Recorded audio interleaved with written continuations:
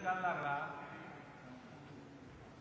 अद्यापपर्यंत मुख्यमंत्री ठरवला जात नाही, नक्की काय घडतंय महायुतीमध्ये? महायुतीमध्ये अतिशय सौहार्दपूर्ण वातावरण आहे।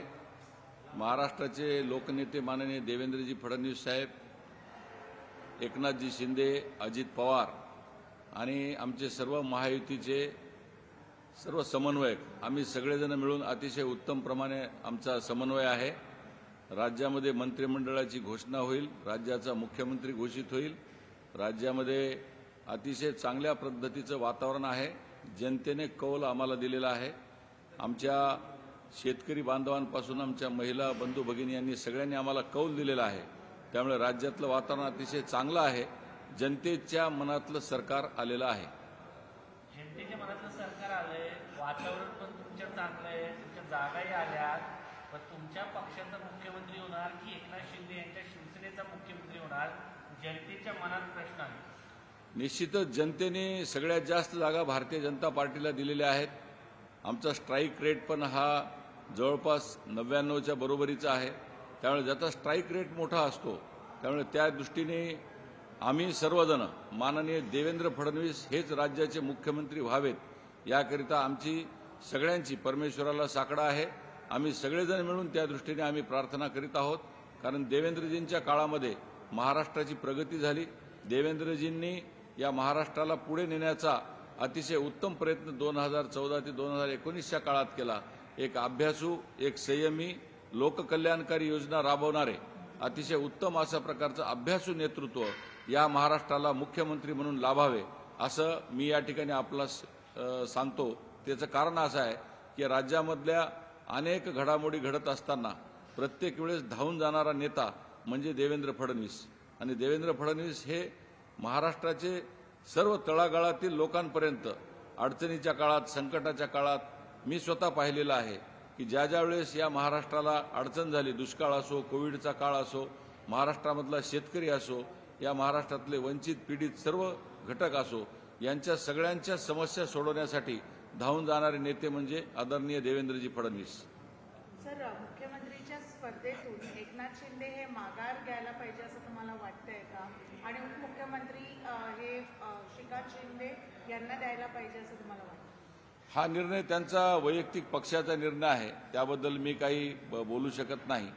परंतु ज्यांच्या जागा जास्त आल्यात आणि जनतेचा कौल हा महायुतीमध्ये भारतीय जनता पार्टीच्या दृष्टीने सर्वाधिक जागा आलेल्या आहेत, आणि त्यामुळे साहजिकच देवेंद्र फडणवीस हे मुख्यमंत्री व्हावेत आणि त्या पक्षाचे कोण व्हावेत हे त्या पक्षाने ठरवलं पाहिजे। 2019चं जेव्हा सरकार बनत होतं तेव्हा छोटा पक्ष असलेल्या एकनाथ शिंदे यांना देवेंद्र फडणवीस यांनी घोषणा केली, एकनाथ शिंदे हे मुख्यमंत्री होते। आता तोच मोठेपणा दाखवण्याची वेळ एकनाथ शिंदे यांनी दाखवावी असं भाजपचं मत आहे का?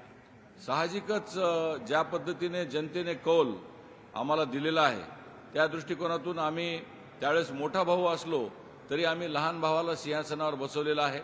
त्यांच्या नेतृत्वामध्ये महाराष्ट्राने प्रगती केलेली आहे, त्यांच्या नेतृत्वामध्ये देवेंद्रजींनी काम केलेलं आहे। त्यामुळेच आता मागच्या वेळेस ज्या पद्धतीने आम्ही त्यांना मोठा भाऊ म्हणून जेव्हा सिंहासनावर बसवलंय, त्यावेळेस यावेळेस पण त्यांनी मनाचं औदार्य दाखवावं आणि भारतीय जनता पार्टीचा मुख्यमंत्री होण्यासाठी त्यांनी रस्ता मोकळा करावा।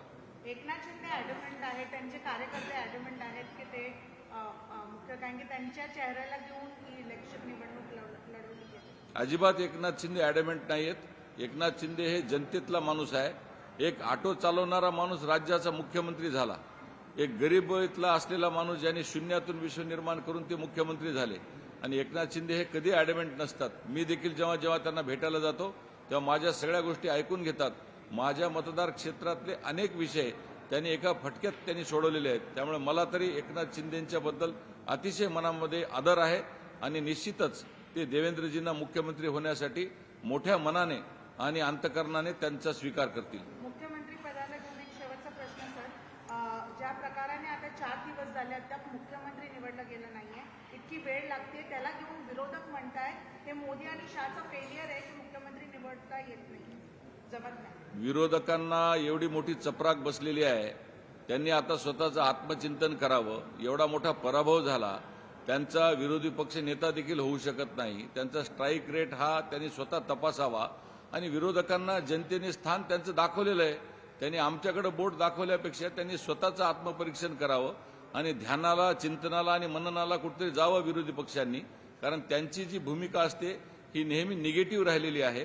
झालेल्या पराभवाचं चिंतन करावं आणि आमच्या या प्रचंड विजयाचं त्यांनी महाराष्ट्रातल्या जनतेने आम्हाला जो काही आशीर्वाद दिलेला आहे त्याला त्यांनी स्वीकार करावा.